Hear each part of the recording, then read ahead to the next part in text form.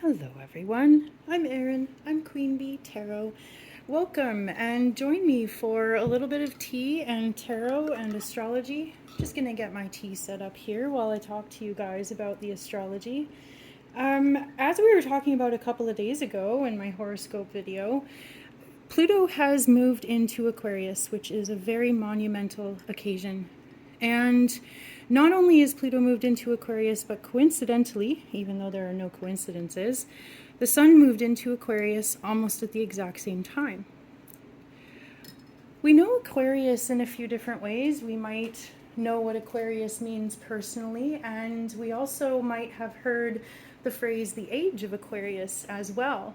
And it's a zodiac sign that is very associated with a new way of being, thinking outside of the box, the humanitarian, the artist, perhaps even the hippie.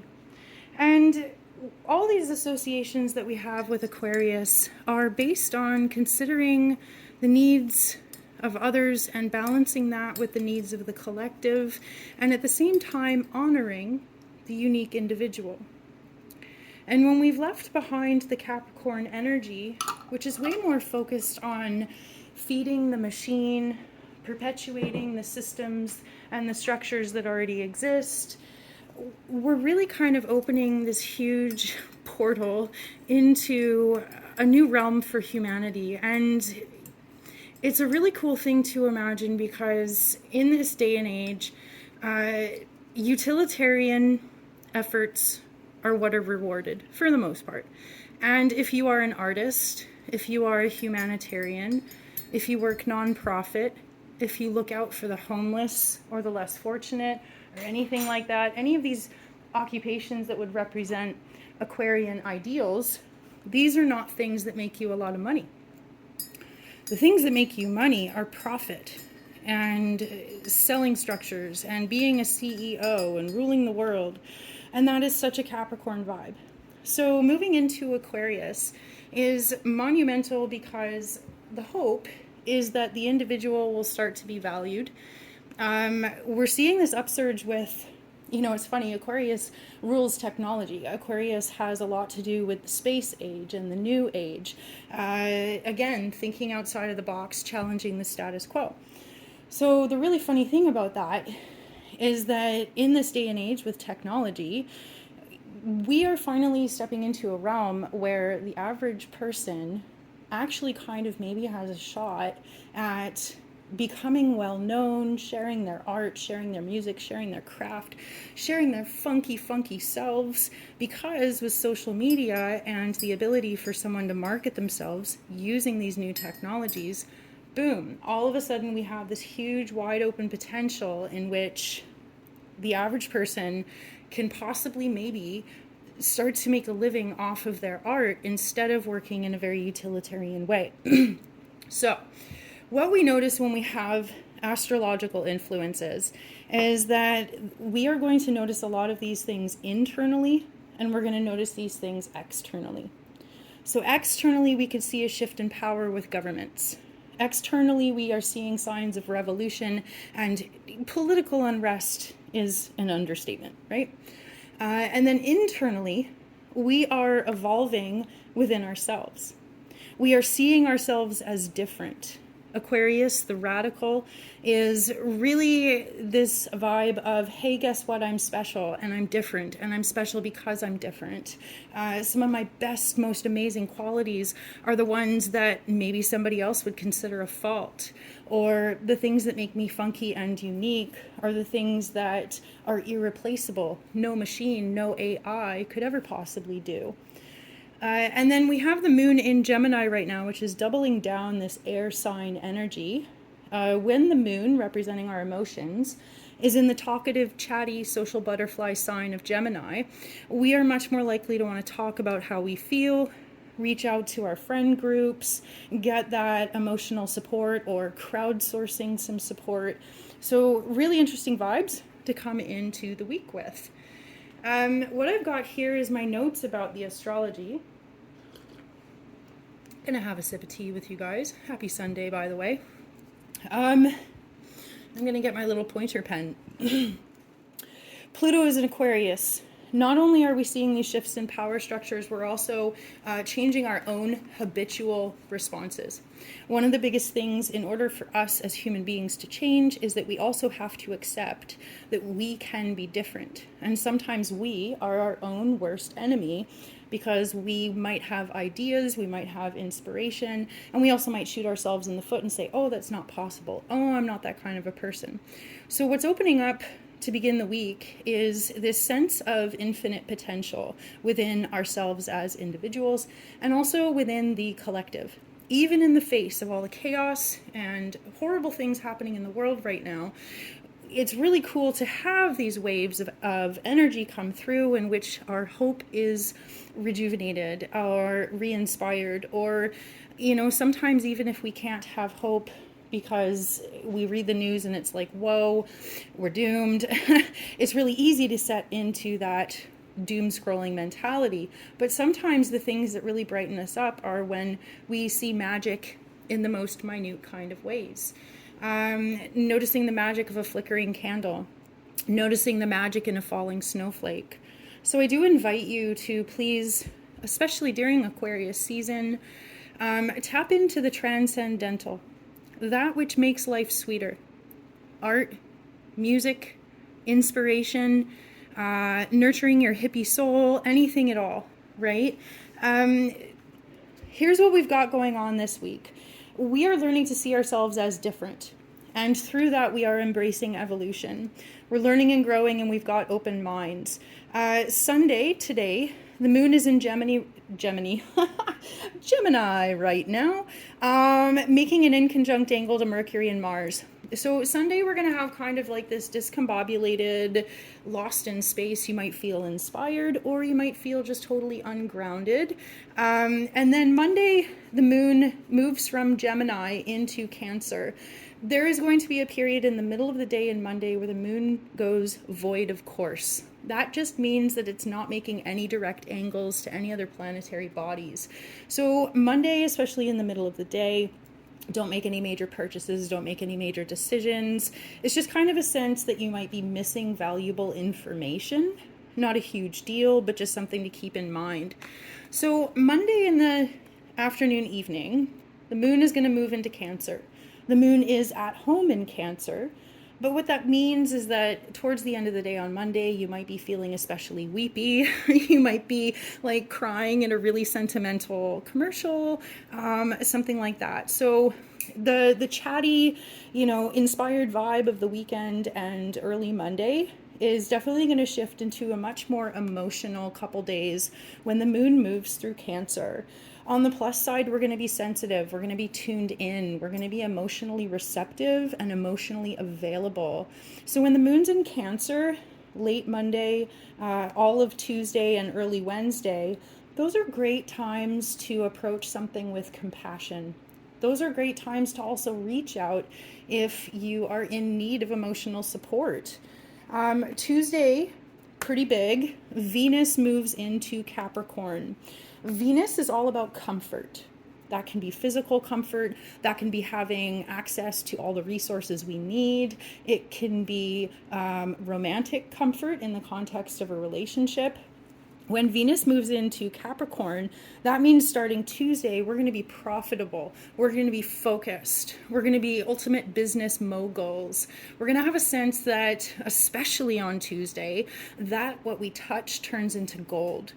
Tuesday is going to be a great day. Tuesday, Wednesday are going to be great days to really get some projects off the ground. Ask for that raise or invest in that business that you were planning for. But Capricorn and Venus does imply not making spontaneous choices. These are things that have been well thought out. These are things that have been well researched. And in that context, you're going to achieve ultimate success. So don't fly by the seat of your pants, but if you've got things lined up, Tuesday, Wednesday would be great for go time, setting things in motion. Wednesday, the moon is going to be trine Neptune. We're going to be dreamy.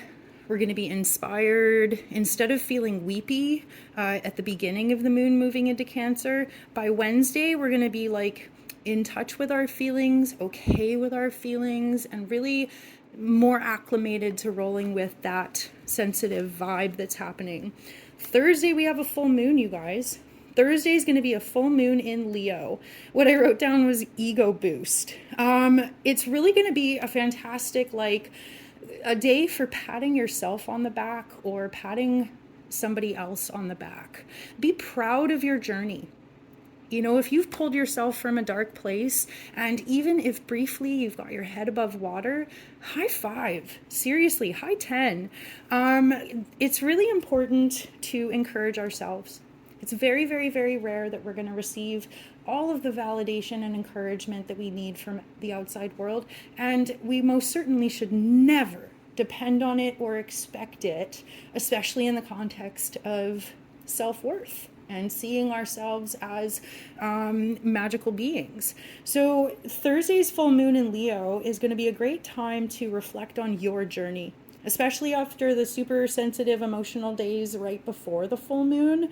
This is definitely going to be a full moon that's going to feel intense, but in an emotional and heart-centered kind of way, growing closer with healthy relationships, and maybe kind of having an emotional outpouring and separation in challenging relationships. Part of being able to be in a healthy relationship is making sure to have a healthy self-love and healthy boundaries, right? So Thursday's full moon is going to touch on boundaries. It's going to touch on self-love. It's going to touch on like the quality of our emotional health. So pretty wild energy Thursday. The full moon is right in the middle of the day. But we're going to have an opportunity to really be proud of ourselves, proud of our journey. And it's going to be a very encouraging moon where we feel like, yeah, okay, I can do this, right? Friday is going to be like an energetic hangover. Right after the full moon, the moon is going to still be in Leo, but it's going to go void of course starting around 4 Eastern and be void of course for the rest of the day all the way till Saturday morning. So Friday, we're likely to feel lost in space. Friday is going to be, that energetic hangover after a full moon where we're just kind of like, whoa, what was that? If you can avoid any major emotionally draining things, Friday, you're just not going to have the capacity. If you need to do anything that's emotionally or energetically draining, the first half of the week would be much better for it. Then after having a lost in space kind of day on Friday, Friday's vibe is going to be pretty much exactly like Sunday. So whatever's happening for you today, however you feel today, whatever the energy feels like for you personally today on Sunday, January 21st, it's going to be the exact same energy on Friday. So just kind of keep that in mind. Saturday, Uranus goes direct. Now, Uranus was the last retrograde planet that we had happening right now. Some people had said, oh, there's no retrograde planets right now. Actually, Uranus was the last one. So Saturday, Uranus comes out of retrograde and finally moves direct. And at the same time, the moon moves into Virgo. So Uranus is going to be in Taurus. The moon is going to be in Virgo. We're going to get a resurgence of a grounded, earthy energy on Saturday. It's going to help us focus on healthy goals. It's going to help us feel like whatever goals we've set or whenever new habits we're implementing on Saturday, we're going to have a sense of like, yes, okay, I can do this. I see the benefit in being healthy, either with my headspace, my physical body, within my relationships and my emotional health. This week is going to feel quite potent. It's going to be emotionally intense, but as I've mentioned in some of my other videos, our emotions are a compass. Please do not stuff them away. Please do not disregard them. That's how we miss really, really important information. Now, we don't want to get lost in our emotions, and it's very likely that that might happen at some point for you this week. One thing I like to remember, it's something that really, really helps me as an empath and a psychic, is observe, but don't absorb. So just think about that. Observe, but don't absorb. When you have emotional turbulence within yourself, it's very easy to get lost in it And if you can just imagine being the observer and kind of take a step back, it may sound cheesy at first, but what I say to myself is like, wow, I'm noticing I'm feeling really pissed off right now. And then I try and almost pretend that I'm like my own therapist. So I'll be like, okay, why do I feel really pissed off right now? Maybe it's about my boundaries being crossed. Maybe it's about feeling like I'm invalidated or treated like I am disposable, or whatever the case may be. But this week is going to teach us a lot. And the more that you can just kind of practice observing the emotions that come up for you, try your best. I mean, obviously nobody's perfect. We all drown in our emotions at some point. But hopefully the Aquarius vibe is going to help us kind of remain a healthy level of detached. And then when these emotions come up, we might be able to be like, wow, okay, I can't ignore this truth, or I can't ignore this information that I am receiving from my heart or from my shadow. So yeah, that's what I've got for you guys today. Pretty awesome stuff. I am going to just leave you with the astrology. Actually, okay, let's pull one card before I close. What I was going to do is I was going to direct you to, let me move my tea so I don't knock it over. A little bit clumsy sometimes. Just yesterday, I posted a new video on my YouTube channel. It was a viewer request about timing, asking about timing of an event that they were hoping for. So definitely go check it out. It's a pretty fun pick a card. And even though it's about timing, it is meant to be timeless. Just in a sense that you can use that pick a card reading anytime. It could be now, it could be 10 years from now. It could still be relevant, right? So yeah, what should we consider as we start the week? Oh gosh, that's really funny. Just fell right out of my hands. I'm going to take this top card here. So this is the Three of Wands. I actually had the coolest experience yesterday, you guys. I got to teach a tarot class with a really fabulous group of people. And I love, love, love teaching tarot. It's one of my favorite things. If you're interested, I do have classes on my website, including a course that you can take in your own time. Really cool stuff. Definitely check out my website, queenbeetarot.net. But why I say that is because we were just talking about this card today. And I love teaching tarot because not only am I sharing what I love, but I love when people make observations about something they see in the card. And sometimes it's something that I had kind of forgotten about, or maybe I hadn't even noticed. I am just about at 35 years reading tarot, and I swear, I still see new things in the cards. It's pretty fun. So Three of Wands, 3 is a number of creativity, manifestation, and trying to bring something into reality. The Three of Wands is doing so in the context of fire. So fire represents our passions, that which excites us, that which really makes us feel alive. And so what we see is this person, he's got his back to us because he's looking out into the world. And this person is looking out into the world, and in the tiny background, we've got ships. Let me see if I can focus on that. His ship is coming in. So you know that phrase, waiting for your ship to come in. What we've got is that this card represents putting your energy out there into the world. Definitely in the context of creative energy, especially as we were talking about before, as an artist, as a creator, as a funky human being. Sometimes it is agonizing. We're putting our energy out there for what feels like eons, and we're waiting and waiting and waiting for it to come back. What's really important is to think about what is the quality of energy in that space of waiting. When we are waiting and we haven't seen our manifestation come in, what fills that space? Is it self-doubt? Is it self-love? Is it brainstorming, panicking, patience? Think about how you feel as you're waiting for an energetic response. And that's going to be part of the really useful information that you receive this week. It's typically going to come in the form of emotions. Like, for example, we send a text to somebody we care about. What happens if they don't write back yet? We've sent something out there into the world, and if they don't write back yet, do we fill that space with panic? Do we fill that space with thoughts of how we are unworthy, they must hate us?